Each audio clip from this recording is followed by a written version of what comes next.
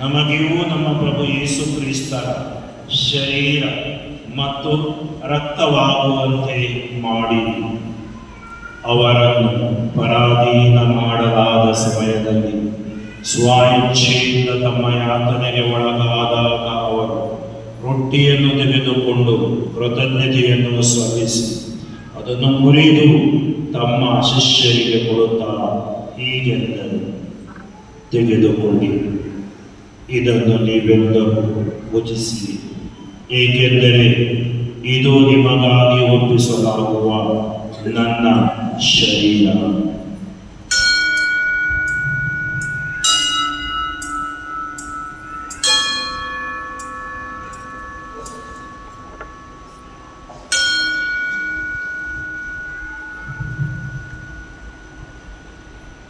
ಅಂತೆಯೇ ಭೋಜನದ ಅಂತ್ಯದಲ್ಲಿ ಅವರು ಪಾನಪಾತ್ರೆಯನ್ನು ತೆಗೆದುಕೊಂಡು ಮತ್ತೊಮ್ಮೆ ನಿಮಗೆ ಕೃತಜ್ಞತೆಯನ್ನು ಸಲ್ಲಿಸಿ ತಮ್ಮ ಶಿಷ್ಯರಿಗೆ ಕೊಡುತ್ತಾ ಹೀಗೆಂದರು, ತೆಗೆದುಕೊಳ್ಳಿ ಮತ್ತು ಇದರಿಂದ ನೀವೆಲ್ಲರೂ ಪಾನ ಮಾಡಿರಿ, ಏಕೆಂದರೆ ಇದು ಹೊಸ ಮತ್ತು ಅನಂತ ಒಡಂಬಡಿಕೆಯ ನನ್ನ ರಕ್ತದ ಪಾತ್ರೆ.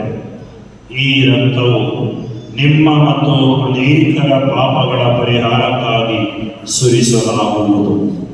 ಇದನ್ನು ನನ್ನ ಸ್ಮರಣೆಗಾಗಿ ಮಾಡಿರಿ.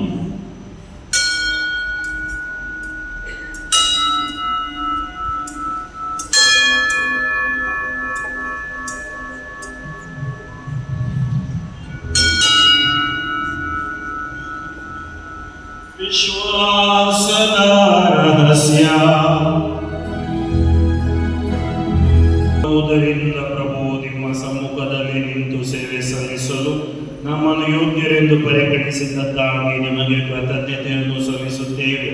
ಕ್ರಿಸ್ತರ ಮರಣ ಮತ್ತು ಪುನರುತ್ಥಾನದ ಸ್ಮರಣೆಯನ್ನು ಆಚರಿಸುತ್ತಾ ಜೀವವಿವ ರೊಟ್ಟಿಯನ್ನು, ರಕ್ಷಣೆ ನೀಡುವ ಪಾತ್ರೆಯನ್ನು ನಿಮಗೆ ಅರ್ಪಿಸುತ್ತೇವೆ.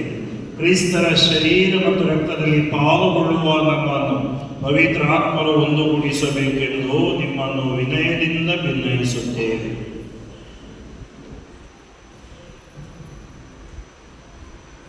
ಪ್ರಭು, ನಿಮ್ಮ ವಿಶ್ವವ್ಯಾಪಿ ಧರ್ಮಸಭೆಯನ್ನು ಸ್ಮರಿಸಿಕೊಳ್ಳಿರಿ.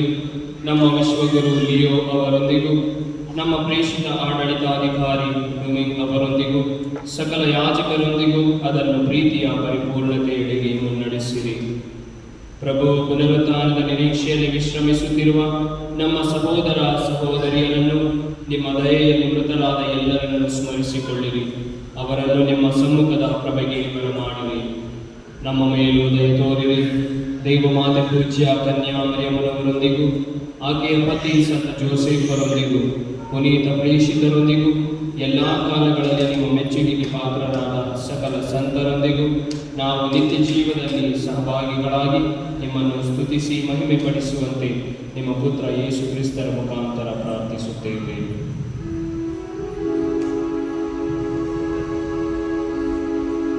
ಇವರ ಮುಖಾಂತರವೂ ಇವರೊಂದಿಗೂ ಇವರ